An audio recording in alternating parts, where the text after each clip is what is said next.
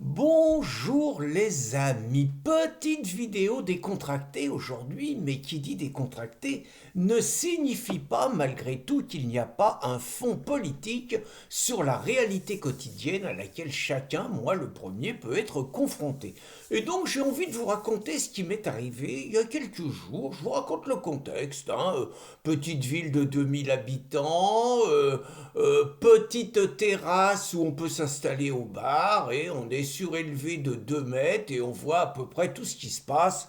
Je dis souvent que c'est le point des commères et je vous avoue que j'apprécie j'aime bien les patrons du café, on est potes et que j'apprécie de temps en temps le midi avec Christine ou seul de prendre un pot, de dire bonjour aux gens qui passent, de venir trinquer avec eux et tout. Ça fait partie du petit plaisir quotidien. Pas tous les jours, mais petit plaisir malgré tout, surtout sur l'heure de midi quand il y a un beau soleil, c'est très agréable. Et donc, j'habite une petite ville calme, vous l'avez compris, et ce jour, il est aux alentours de midi, je suis devant mon petit blanc chardonnay pour ceux qui sont curieux, et j'entends d'un seul coup des hurlements, mais des hurlements qu'on entend dans les villes. Vous voyez, les gens qui crient, qui hurlent, qui s'insultent, j'entends des grossièretés, il me semble entendre couilles, et je sais pas, je regarde, il me semble voir à 300 mètres, une forme, je ne sais pas si c'est un homme et une femme, et un petit gosse à côté. Je me dis, tiens, c'est bizarre, on n'est pas habitué à entendre ça ici. Et puis, je vois la forme qui se rapproche et je constate que c'est une mère, je constate qu'il y a une petite fille qui doit avoir, allez, 6 ou 7 ans, hein, voilà. Et d'un seul coup, j'entends la mère dans un déchaînement de colère qui se met à hurler: Tu me casses les couilles, tu me casses les couilles, j'en ai marre de toi et autres trucs, mais avec une violence, mais surtout une grossièreté et une vulgarité.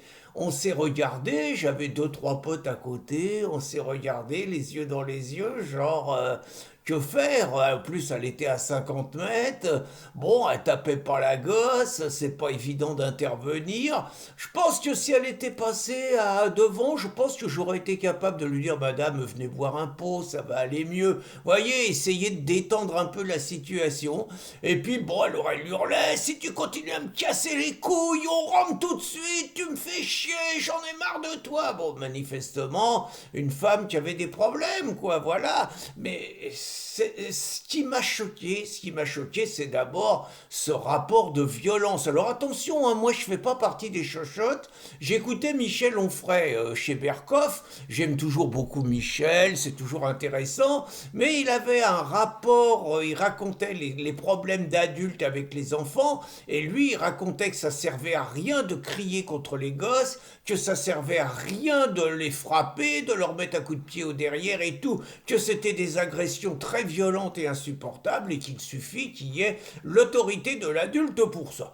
J'ai envie de dire, Michel, il est bien gentil, il dit qu'il est grand-père, mais je pense qu'il n'a pas eu d'enfant. Il parle comme un livre, mais je suis pas sûr qu'il connaisse bien la réalité. Moi, je fais partie de ceux, j'ai jamais été de ceux qui ont passé leur vie à taper sur leurs gosses, mais je pense que l'un comme l'autre, enfin les trois, ils ont dû prendre un petit coup de pied au derrière de temps en temps, et de temps en temps une petite torgnole, hein, si ça allait pas. Bon, il n'y en a pas eu beaucoup, mais justement parce qu'il n'y en avait pas beaucoup, ça portait. Donc, vous voyez, je fais pas partie de ceux qui sont, on va dire, dans la culture de l'enfant roi et qu'il faut jamais rien dire aux gosses et tout, c'est pas mon truc, hein.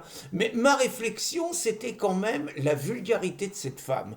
Et ça m'a poussé à réfléchir. Moi, je vous avoue que, et je me fais souvent traiter de vieux réac, de vieux con et tout, je suis choqué quand une femme dit un gros mot. Alors, vous allez me dire, tu reviens toujours, j'ai jamais entendu ma mère dire un gros mot. J'ai jamais entendu ma sœur dire un gros mot. J'ai jamais entendu mes deux filles, peut-être la dernière un peu, mais c'est pas de la vulgarité. On va dire, ma dernière, ça peut être un petit langage un peu populaire. Moi, ça m'arrive de dire des gros mots. Bon, quand je parle de Macron, je suis pas sûr que j'utilise pas de temps en temps des gros mots. Mais c'est pas des mots vulgaires. Vous voyez, il y a quand même une différence. Et je trouve que Il y a quelque chose de changé. Bon, alors moi, j'ai jamais vu ma mère fumer. Elle disait toujours qu'une femme qui était saoule, c'était pas beau. Bon, ça, c'était la vieille école. Ça ne l'empêchait pas de gueuler quand elle avait envie de gueuler. Et de nous gueuler après, hein. On s'en est pris aussi, nous. Mais en attendant, je ne l'ai jamais trouvée vulgaire. Et jusqu'à la fin, j'en suis très fier, ça a été une femme distinguée. Pourtant, elle était atteinte par la maladie, elle perdait la tête. Mais elle est restée digne, elle est restée distinguée. Et je vous avoue que je suis choqué quand j'entends de plus en plus de nanas dire je m'en balèque, hein, je m'en bats les couilles, je trouve ça d'une vulgarité. Je ne dis pas que c'est mieux quand c'est les mecs, hein, mais je trouve que les nanas c'est encore une étape en plus. Alors je sais que maintenant il y a beaucoup de nanas qui clopent et tout, bon ok, que ça se fait de dire des gros mots, que sans doute dire des gros mots c'est une façon de se faire reconnaître par certains groupes, et ce que je trouve encore plus insupportable c'est les nanas qui font des doigts d'honneur. Alors j'en connais quelques-unes autour de moi qui vont peut-être se reconnaître, hein, mais je trouve qu'une femme qui fait un doigt d'honneur, je trouve que c'est le summum de la vulgarité, mais je dirais même au-delà de la vulgarité, de la déchéance et de la décadence d'une société. Je suis pas puritain, que les nanas fument, pas de problème si elles veulent fumer, je suis pas sûr que c'est la meilleure idée, mais si elles veulent cloper, elles clopent, si elles veulent picoler, je veux dire, ok, ça fait partie de la vie et tout, on va pas leur demander d'avoir une vie de nonne, la question n'est pas là. Mais je trouve que la nana vulgaire, ça tire la société vers le bas, ça me choque, ça me scandalise, ça m'indigne, et je vous avoue que ça m'intéresse, vous voyez, suite à cette anecdote qui m'a remué quand même, hein, ça m'intéresse de savoir si vous faites le même constat que moi, si vous constatez que de plus en plus de jeunes femmes, c'est la quarantaine hein, à peu près, de plus en plus de jeunes femmes sont vulgaires, sont grossières, emploient des gros mots, sont irrespectueuses. Est-ce que vous constatez ça vous aussi dans votre quotidien, chez vos amis, chez vos enfants, chez vos voisins? Je vous avoue que votre témoignage m'intéresse et je vous encourage donc à me le donner. Allez, bonne journée les amis.